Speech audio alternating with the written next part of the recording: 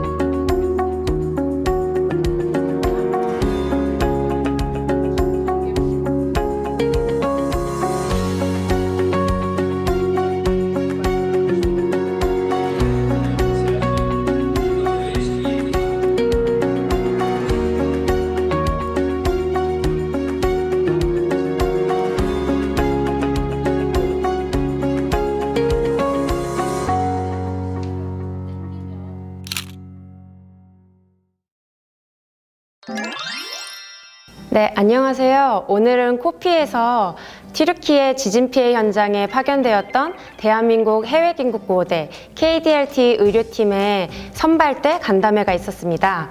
그래서 오늘 간담회에 참석하신 의료팀 두 분과 또 코피의 담당자를 모시고 이야기를 나눠보고자 특별한 자리를 마련했습니다. 안녕하세요. 안녕하세요. 네, 자기소개 한 분씩 부탁드립니다. 저는 원주 세브란스 기독병원 응급센터에서 근무하고 있는 응급구조사 김영태라고 합니다. 네, 저는 대덕구 보건소에서 일하고 있는 가정의학과 전문의 김주연입니다. 안녕하세요. 저는 한국국제보건의료재단 한민족인도협력팀에서 해외 긴급구호 사업을 담당하고 있는 곽혜민 주임입니다. 영상을 보시는 분들 중에는 KDRT, 대한민국 해외긴급구호대가 뭔지 궁금하신 분들이 있으실 것 같아요. 그리고 KDRT에서 코피가 어떤 역할을 하는지도 알려주실 수 있을까요? 대한민국 해외 긴급구호대라는 것은 재난 피해가 발생했을 때 피해 국가의 보건의료 지원 또는 긴급한 구호를 위해 정부 차원에서 신속하게 구성되어 나가는 구호대라고 보시면 될 것 같습니다. 코피는 그 역할 중에 의료팀 구성에서 옆에 계신 형태 대원님이나 아니면 소연 대원님처럼 조금 보건의료 또는 운영 파트에서 보건의료 지원을 하고자 하시는 민간 의료 인력 풀을 관리하는 업무를 담당하고 있습니다. 이번 지진 피해 현장에는 튀르키예가 어떤 부분에 대해서 도움을 요청했는지 그게 먼저 궁금해요. 해외 긴급구호대 같은 경우는 이제 외교부의 제외 공간을 통해서 피해국 또는 국제사회의 요청이 있을 때 저희가 구호대를 파견하게 되어 있어요. 근데 이번 튀르키예 지진 같은 경우는 이제 피해국 정부의 구조팀 파견의 요청이 있었고 처음에 의료팀이 함께 파견되지는 못했었는데 저희가 선발대로 구성되어 파견되었던 것은 현재 보건의료가 수요가 있는지 그래서 의료팀의 파견 지원이 필요한지를 함께 이제 확인해 보러 이렇게 선발대가 구성되어 파견되었습니다. 두 분이 튀르키예에 파견돼서 가셨을 때 보셨던 현장은 어땠는지 거기에 의료 시스템적 상황은 어땠는지 그런 것도 궁금합니다. 갔었을 때는 저희는 이제 조사에 대한 역할이 크다 보니까 그 현장을 이제 차로 이동을 하면서 좀 상태를 점검을 했었고 그리고 난민촌이 돼 있어서 텐트촌도 조금 이제 가서 확인을 했는데 현장은 이미 TV에 나왔듯이 너무 상황이 안 좋은 상태였고 이미 이제 사망자는 급속도로 발생하고 있었던 상황이었습니다. 근데 저희 선발대 역할에서는 튀르키예에서 이제 기본적인 이제 응급 단계는 끝났고 이제 재건 단계를 돌입하는 시점에서 저희가 그 부분에 대해서 이제 조금 조사단의 역할을 좀 했었던 것 같습니다. 사실은 우리가 뉴스에서 보던 그런 모습이 그 작은 골목에 있는 모든 건물이 다 그렇게 상태가 돼 있는 거니까 어떻게 보면 좀 비현실적이어서 오히려 충격을 덜 받았던 것 같은 그런 약간 멍해지는 그런 느낌이었던 부분이 있고요. 그리고 다른 재난 상황에서는 가서 일단은 의료팀으로 이제 거기서 진료하고 하느라고 그 병원 그 캠프 안에 사실 갇혀 있다시피 하거든요. 그래서 외부를 잘 볼 기회는 없었는데 이번에 가서는 외부를 많이 보고 올 수 있었던 게 또 특이한 경험이었다고 생각합니다. 두 분은 그럼 이번 파견에서는 어떤 역할을 주로 하셨을까요? 저는 인증받았던 경험으로 좀 저희가 물류에 대한 부분을 담당을 했었고요. KDRT가 이제 의료팀이 파견됐을 때 어느 정도 물류를 가지고 지역에 적절한 배치를 할지에 대한 임무를 갖고 나왔었습니다. 저는 그러니까 의료팀의 이진의 팀장을 맡을 예정으로 이제 그 의료팀이 어디에 정착할 것인지, 어떤 위치에 어떤 배치를 할 것인지 그런 거를 같이 보러 간 것이 원래 목적이었는데 아쉽게도 본진이 나가지는 못한 그런 상태였고요. 그렇지만 그래도 어떻게 그런 부분을 다시 한번 리마인드 하면서 현장에서 우리가 간다면 어떻게 했었을까라는 그런 시각으로 또 볼 수 있는 기회였던 것 같습니다. 이번 튀르키예 지진 파견도 어떻게 결정하시고 가시게 됐는지 그 과정이나 계기가 궁금합니다. 이번이 처음이 아니라 이제 몇 번씩 나갔던 경험도 있고 해서 제 몸이 먼저 반응을 했던 것 같아요. 그래서 이제 전화를 왔었을 때 이미 끊고 나서 이제 기본적인 행정적인 처리와 그리고 이제 짐부터 쌌던 것 같습니다. 저는 일단은 지진이 났다 뭐 하면 주변에 살짝 흘려요. 혹시 뭐 연락이 올지도 모른다, 혹시 나 연차 낼지도 모른다 하고 미리 조금 약간 연막을 피워뒀다가 이제 연락이 오면 역시나 연락이 왔어 하고는 그렇게 해서 연차를 내고 그렇게 가고 있습니다.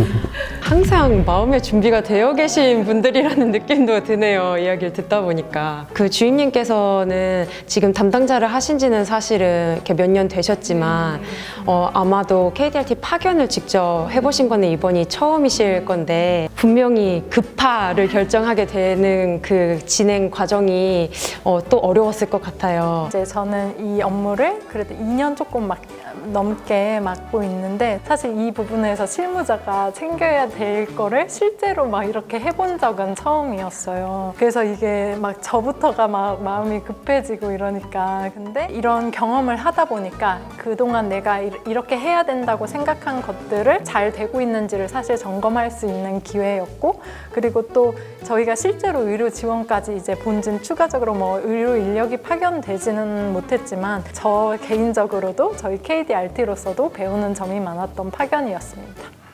그러면 이번 파견에서 혹시 가장 기억에 남는 일이 있으실까요? 저희가 한 일이 많지는 않지만 그 터키 국민들이 굉장히 고맙다는 표현을 그냥 길 가는 사람들도 그냥 하고 또 공항에서 우리 환송하시는 분들이 정말 각 부서에 있는 분들이 다 각각 본인들의 방법으로 이렇게 감사 표시를 해서 그 부분이 상당히 기억에 남습니다. 이거는 현장에서 느껴보지 않으면 쉽게 알지 못할 그런 기분일 것 같아요. 이번 파견으로 인해서 나중에라도 공유하고 싶은 성과 같은 게 있으신지. 이제 선발대 역할이 되게 중요한 부분과 그리고 인력풀에 대한 부분 이런 여러 가지를 얘기를 했던 것 같아요. 그래서 그런 중요한 부족한 점들을 좀 채워나갈 수 있는 자리가 되지 않았을까라고 싶습니다. 저희가 직접 경험한 건 아니지만 일진에 계신 구조대원들이 겪었던 그런 좀 어려움 그런 게 그동안 저희가 나간 건 주로 이제 열대지방 뭐 이런 따뜻한 지방의 구호 활동을 많이 했는데 이번에는 날씨가 추웠던 그런 경험이 있고 그래서 그런데도 좀 대비를 해야 되겠구나. 그리고 이제 제3세계뿐이 아니라 튀르키예 정도면 약 중진국에서도 앞서는 그런 나라인데 그런 나라의 구호의 활동은 어떤 형태를 해야 되는가 뭐 이런 거를 좀 더 고민을 하게 됐습니다. 말씀하셨던 것과 같이 그간의 파견 이력들과는 조금 파견을 요청한 재외국들과는 조금 다른 경우의 시각으로 접근을 해야 된다는 것을 배웠어요. 그러니까 저희가 정말 지원을 하고 싶다고 하더라도 이게 그 국가에 맞는 수요에 그 국가가 원하는 지원을 하지 않으면 이게 사실은 저희가 일방적인 도움이 될 수 있는 거죠. 한편으로는. 그래서 이게 저희가 앞으로 이거를 막 도와준다 그런 생각보다는 이 국가가 필요에 처했을 때 어떤 지원을 필요로 하는지 그 부분을 먼저 고민을 해야 된다는 것을 배울 수 있었습니다. 처음에 어떻게 KDRT를 알고 이런 인력풀에 들어오실 생각을 하셨는지 그 계기가 되게 궁금합니다. 저는 좀 특이하게 강사의 역할을 먼저 했었습니다. 그 2010년도 초반 당시에 이제 제가 메인 강사는 아니지만 강사를 보조해주는 역할을 하면서부터 이제 KDRT를 알게 됐고 이제 대원으로 들어가는 케이스였었고요. 저희 소속 기관에서도 나오는 게 쉽지는 않거든요. 제 본업을 열심히 잘하고 이 순간을 위해서 잘 주변에 있는 상사분들끼리 완만한 관계를 갖춰야 그것도 운이 딱 맞아 떨어져야 나오는 것 같습니다. 국제의료 봉사 뭐 이런 쪽에 그 관심은 많았는데 예를 들면 좀 어느 정도 명망이 있는 MSF 같은 그런 기관은 최소 3개월 내지 6개월 단위로 이제 파견을 결정하기 때문에 일반적인 의료인이 참여할 수 있는 폭은 또 많지는 않고 그렇다고 아주 민간 소규모로 하자니 체계가 잘 안 잡혀 있고 이게 정말 필요한 활동인가 그런 거에 대한 것도 약간 회의가 들 때도 있었고 그렇다면 좀 더 시스테믹하게 하면서도 의미 있게 제대로 할 수 있는데 없을까 하고 고민을 했는데 그 MSF 활동가로 있는 후배가 코피에 이런 교육이 있다라고 알려줘서 관심 있으신 분들끼리 또 정보 공유를 하시고 아, 그렇게 오시게 됐군요. 저는 항상 생각하는 거지만 정말 대단하신 것 같다는 생각도 들거든요. 그런 결정을 하시는 게 이게 사실은 본인의 무슨 보상이나 이런 거를 위해서 하는 활동이 전혀 아니잖아요. 두 분이 이번 파견이 첫 파견이 아니라고 알고 있어요. 어떤 구호 현장에 파견되셨었는지 KDRT를 통해서. 저는 이제 필리핀 쪽에 한번 갔었고요. 그리고 이제 네팔 쪽에는 KDRT는 아니지만 저기 NGO 단체랑 같이 해가지고 MSF 쪽에서 같이 활동했던 적이 있고 그리고 라오스 댐 붕괴랑 이번에 튀르키예 이렇게 4번을 참여했었습니다. 저는 2013년 필리핀하고 2018년 라오스 특히 라오스에선 같이 네. 있었어요. 같이 있기는 있었습니다.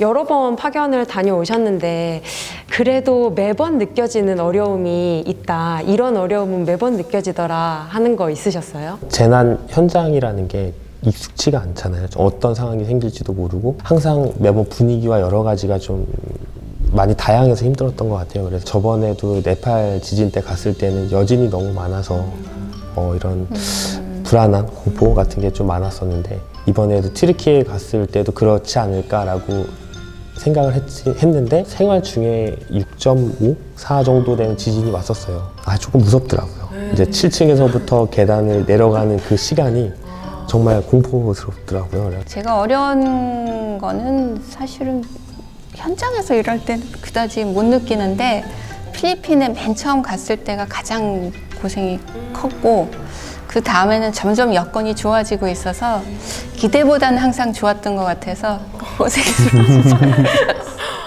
항상 최악을 마음에 담아 두시고 뭐든지 이겨낸다 하고 나가시는 이렇게 좋아 막 이러면 정말요?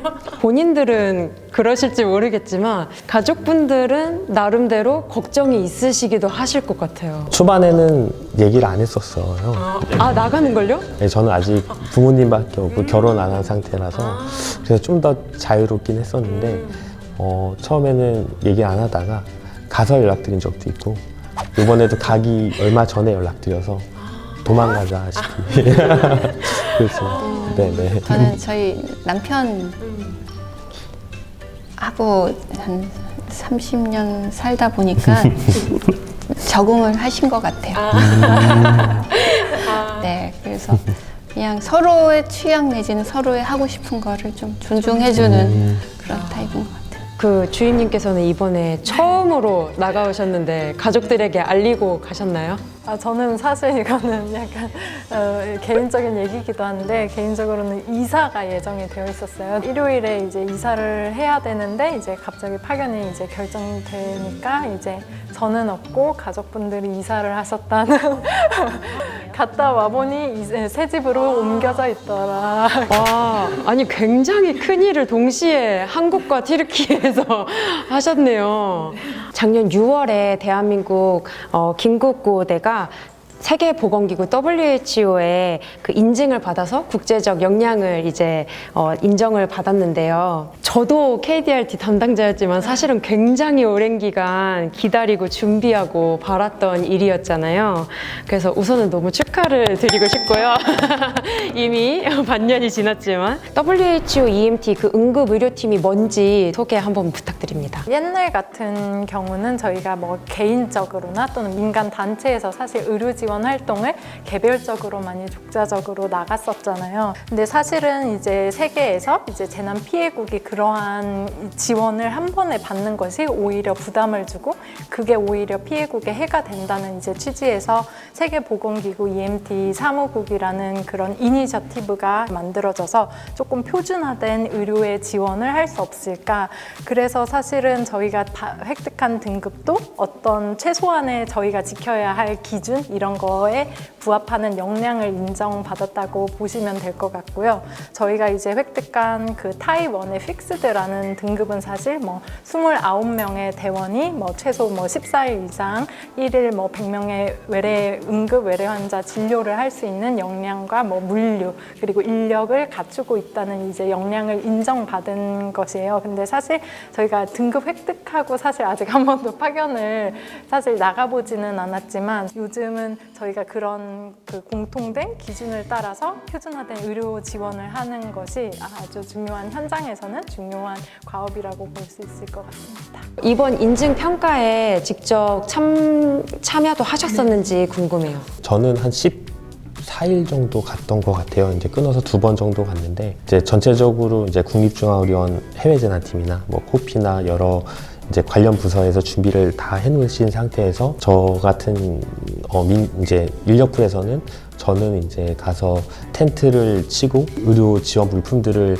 이제 관리하고 정리하는 데에서 조금 이제 일을 했었던 것 같고 실질적으로 펴보니까 진짜 너무 방대하더라고요. 그 물자를 정말 어떻게 가져갈까, 이걸 어떻게 세팅을 해야 될까라고 이제 눈으로 보게 되니까 좀 더 하나의 숙제가 는 것 같은 그런 생각이 들었습니다. 네. 제가 살짝 보니까 그 해외 신종 감염병 전담 대응 요원 교육 이것도 코로나 전까지 계속 하셨었더라고요. 왜 그런지 모르겠는데 재난이라든지 이런 쪽을 교육은 좀 열심히 KDRT 말고도 네네. 열심히 좀 찾아서 들었고 그 메르스 그때는 카이스트라는 곳에서 이제 근무했는데 거기서도 감염병이 상당히 중요하고 사우디아라비아에서 오는 유학생들 뭐 아프리카에서 오는 뭐 에볼라 발생 지역에서 오는 유학생들 그런 분들 관리를 또 해야 되니까 그래서 해외 신종 감염병도 좀 교육을 열심히 받아뒀습니다. 사실 이제 이번에 코로나 때문에도 그렇지만 어쨌든 저희가 국경을 넘어 다니면서 그 구호 활동을 하러 가는 건데 이런 감염병에 대한 문제에 대한 대응도 사실 점점 더 신경을 써가고 있는 것 같다고 생각을 하거든요.